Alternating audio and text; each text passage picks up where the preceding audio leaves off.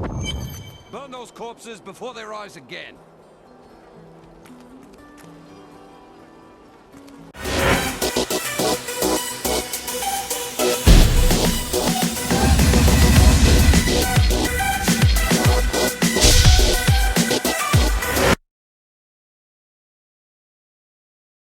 This is Grizz, GCW Tag Team Champion. You're watching WGS-TV.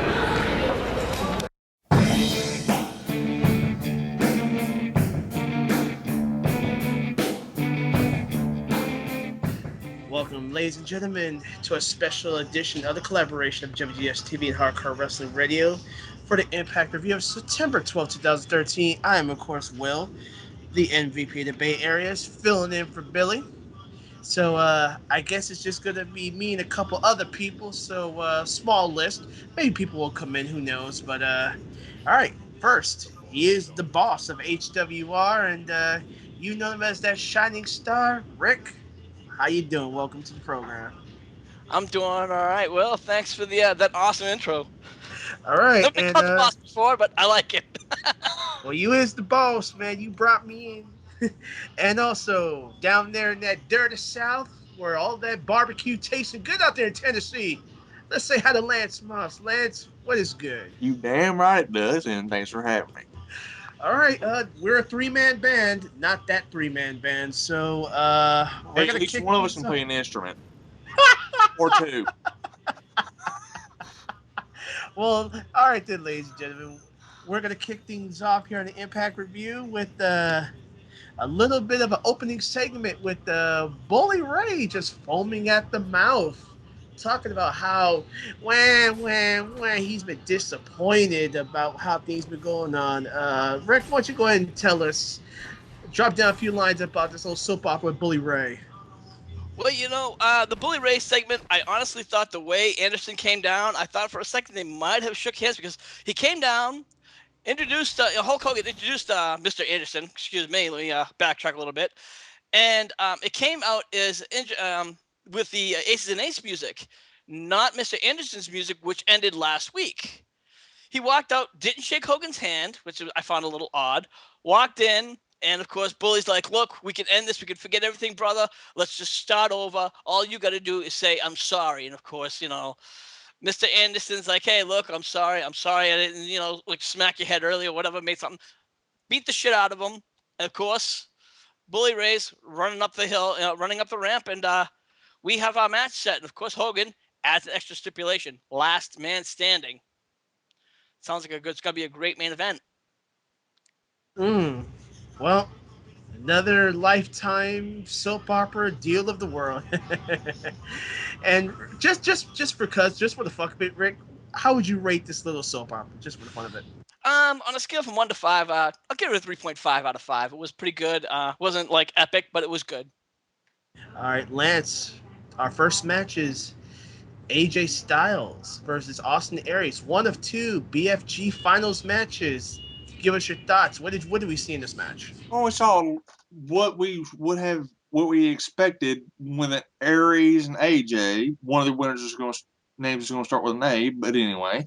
Uh, yeah, really good match, but it ended up, uh, basically top rope Styles Clash, or mid rope Styles Clash, I'm sorry, for the 1, 2, 3. Yeah, and what is your rating for the match? 4 out of 5. All right. All right, next we have a backstage segment with Magnus, with Sting and Samoa Joe, members of the Main Event Mafia. I think I'll go ahead and put in my thoughts in. See, nobody thought that Magnus was going to make it despite the fact of the last few matches he had. And, he pretty much battled through everything. He basically told Sting that he doesn't want to be well known as the future of TNA. He wants to be known as the future is now. He wants to do it all tonight. I'll give this one a 3.75 out of 5. I mean, kind of bold for the statement that Magnus made. I mean, he wants to go out there and do his best, and, he didn't want any help. He wanted to prove that he could do it on his own without any members, and he was going to be solid. Next, we got the other BFG Finals match. We got Bobby Roode and Magnus as we're talking about it. Go ahead, Rick. You can drop a few lines of this one. Go ahead. Yeah, thanks. This match was okay. I didn't really care for the ending, which was just kind of like a float over pin by Magnus. I mean, Bobby Roode was pretty much dominating the match all the way through. And one thing I did notice about Magnus, and I hate to say it, Magnus can't sell shit. He's a good wrestler, but at the end of the day, when he gets put in a move or a submission hold, he just kind of like brushes it right off like it's nothing. He got put in a crippler crossface, and he like rolled right out of it like it was nothing. And I found that a little weird. I could even bitch about Magnus later on, but we'll just start about that right now. I mean, even later on in the match, he kind of got a low blow with the ropes. He kind of gets right in and wins the match seconds later. How do you find that? I can't justify that, but I just I'd have to actually give more credit to Bobby Roode than anybody else than the Magnus, but I'll just give it. I guess I have to give it a 3, and that's giving it. You're just being nice about it, ain't Yeah, you? this was unfortunately this was the stinker of the match. I don't blame you. I don't blame you. All right, cool.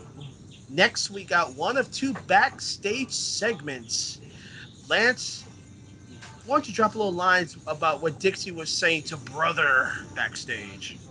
Basically, somebody like I guess the higher ups at TNA have saying that Tito and Rampage are basically gone from TNA because I guess the powers that be have pulled them or some shit.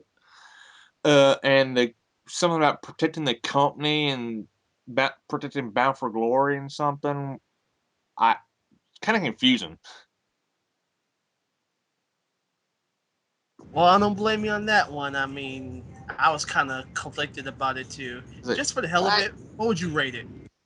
because it's confusing as hell. 2.5. And that's just being nice about it. Yeah.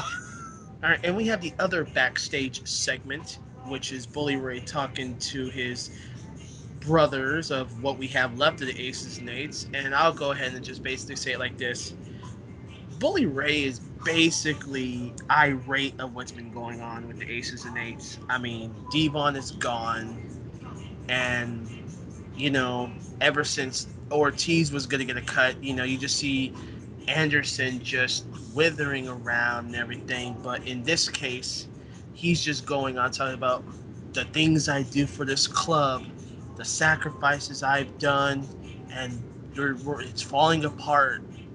Nothing else to do. And he looks at Nux, he looks at Briscoe, he looks at Bischoff, Garrett Bischoff, by the way, folks.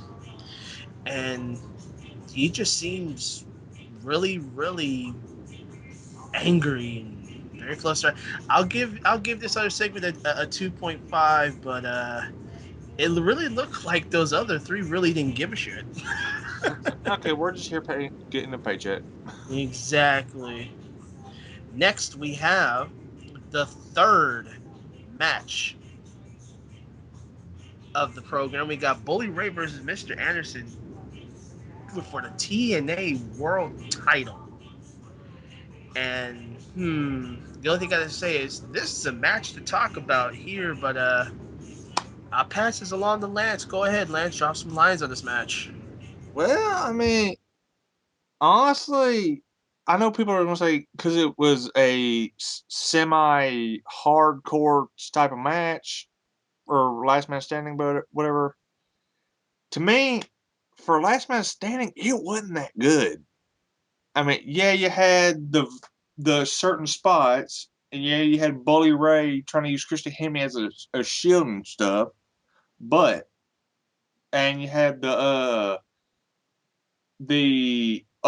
last three members or three of the last five members of Aces and Eights, because technically Taz is still a member of Aces and Eights or something, had them triple power bomb, rip off a shield, Mr. Anderson, and then yeah, basically, and then you had basically then you had Bully Ray put Mr. Anderson threw a table for the to win the match. Then basically you had Mr. Anderson get power driven on his head. One question, Lance. Were you very shocked of the way that he endured everything and he got up 3 times at the count of 9? Would you say that his endurance was very, very durable in the match? Because I think he didn't want to give up. Right. Yes, I would. There you go. And what would you rate this one? 3. All right. Now we have another ring segment, and I'll take this one. This is where the tag team champions of the Cowboy and the Strong Viking Gunner, I don't know if I said it right, they come out here talking about they were sitting back during the whole Bound for Glory series, and they didn't want to just drink beer and watch and everything. They did get the crowd going, but James Storm made a good point for all smart wrestling fans that they didn't just want to sit there and look pretty with the belts. They wanted to fight. Storm wanted to fight. Gunner wanted to fight. But who did we get interrupted by? That's right. The former tag team champions of Chavo Guerrero and Supermax Hernandez talking about, well, we were tag team champions before. Chavo gets on the mic and talks about, well, I respect the fact that you've been one of TNA's best tag team wrestlers of all time. He gives him props. Same thing with Gunner, but then pulls a little jab talking about the last few impacts that they've been going on a losing streak.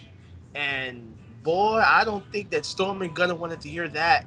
But Gunner goes ahead, talks in behalf of James Storm, saying, okay, Chavo, you talking about all this. You want to pull challenges and everything.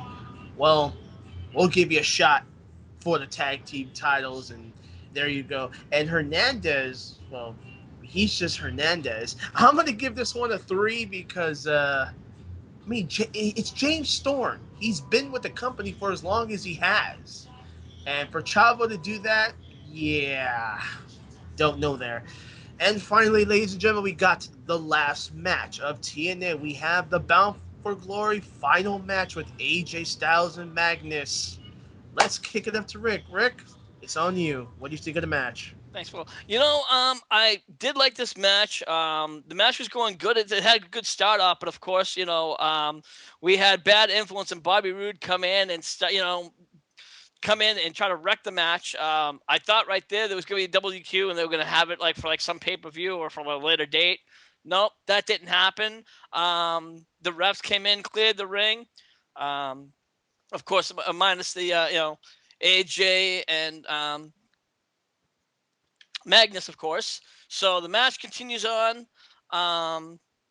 Match kind of goes back and forth, although Magnus again couldn't sell shit. I'm sorry. I just didn't think this guy could not sell any great matches, any moves. He can perform in the ring, but whenever he, AJ Styles had him in that calf killer for a good 5-10 minutes. And when most people, they're limping, he limps for about 5 seconds. And next thing you know, he's skipping to Oz like it's no problems. I'm like, what? So I just couldn't, just didn't see it happen like that. It's just, long story short, AJ winds up gets the win. We have our, a Bound for Glory winner. AJ picks up the mic and thanks all of his fans. Says, "Hey, this was a long time coming." He said he was going to do it. He did it. He wanted to thank everybody, but there was one person he did not thank. Who did not thank him? He did not tweet. Of course, that's Dixie Carter. That's Andy's favorite person.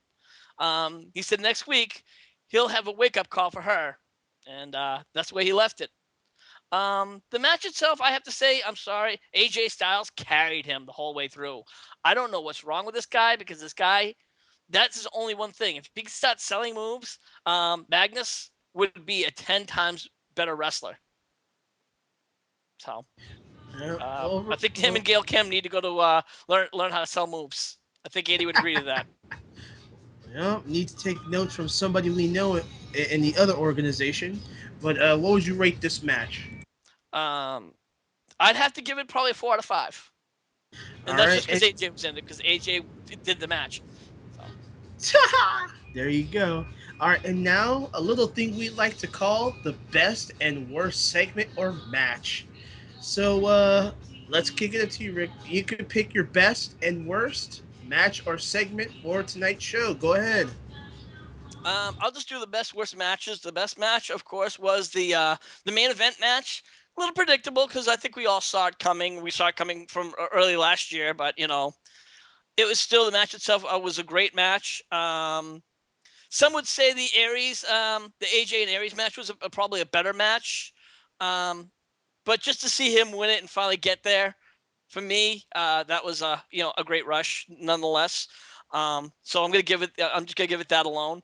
Um, though the stinker of the night, I'm sorry, was the Rude and Magnus, and it's on no part do I give it to Rude. It's more a Magnus. He was the stinker of the night. I'm over here laughing. Sorry about muting my mic, but that was No, funny. no worries, no worries at all. We're Overall, thinking the same way. Overall, I'll give the show go though a 3.5 out of 5. It's still a lot better than last week's Raw, which I gave it 2. Wah, wah, wah. All right, Lance, go ahead. You're up. Give us your best and worst and overall rating for tonight's Impact. Overall, 3.5. Best, Aries versus AJ. Worst, the last man standing. And he puts it to the point. Yeah, that's 10 seconds with Lance, everybody. All right, for me, I'm in agreement here. The AJ Aries match was very, very good. I mean, I thought that was the best of flurried offense in all of TNA tonight. A lot of reversals, offense, defense, and you guys forgot to mention there was a couple of botches that Aries did in the match. I counted 2. Yeah. And I mean, the second one, he could have almost hurt his ankle, but we real wrestling fans know this, so don't piss about it in the I future. think there was also the other botch when AJ tried to do that Superman flying or the springboard Superman, and Aries countered it, and he did that face plant off on the floor. Oh yeah, that. So actually there was 3 because I only counted 2, but I didn't really pay attention. Now it's okay. So there's those 3. Yeah. All right, and the worst match, yeah, I agree. Well, actually, I can only pick one. I know you guys didn't like much of the AJ Magnus and Bobby Roode, but you know what? On this one, I'm gonna have to go a little bit on the steam here, and I'm gonna have to actually agree with Rick on this one. I was with Lance about the last man standing match, but Rick made a better point on this one. Magnus can't sell for shit. If Dolph Ziggler can fucking sell a fucking move, why Magnus can't? I mean, what the fuck's going on here? I mean, he could even sell a porterhouse steak if he wanted.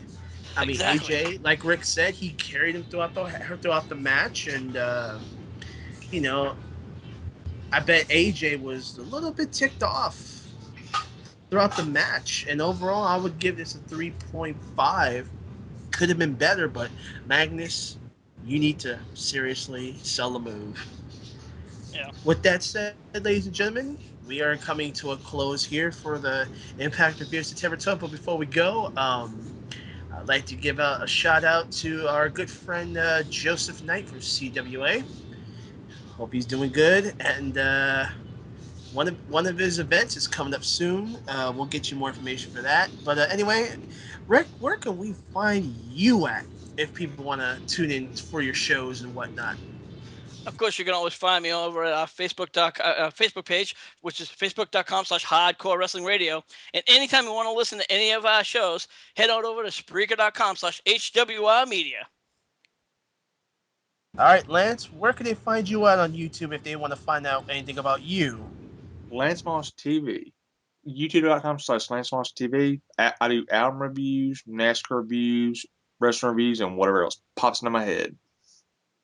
All right, and for myself, everybody can find me either writing articles for Hardcore Wrestling Radio or WGS-TV, of course, and I'll also be on instagive.tv/Bay Area MVP for your game show and video game segment runs, and that's about it. With that, thanks to Lance and Rick for joining us.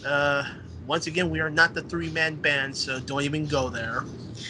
And this is Will saying, see you when we see you. And tonight's broadcast has been brought to you today by the Brother Count of Two and Bellator not showing up.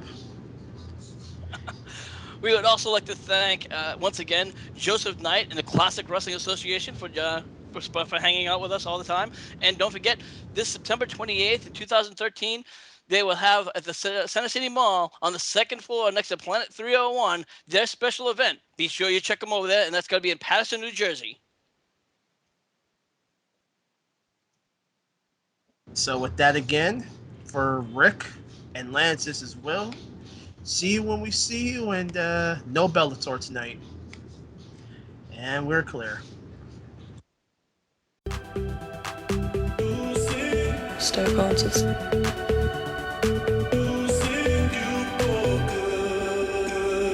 Stoke answers. Stoke answers. Stoke answers. Spiritual medium. Stoke answers. Stoke answers. I'm Haley. Ring rose.